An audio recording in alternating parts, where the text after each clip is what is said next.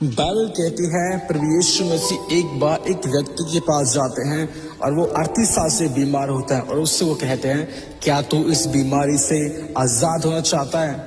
दोस्तों, आज हर किसी की जिंदगी में प्रभु यीशु मसीह एक सवाल लेकर आते हैं।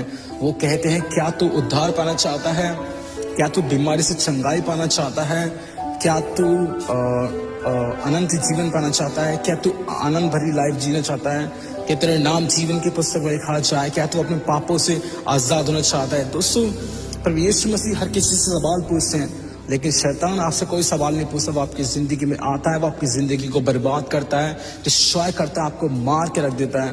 लेकिन यीशु मसीह हमेशा आपसे सवाल पूछते हैं क्योंकि वो आपसे प्यार करते हैं।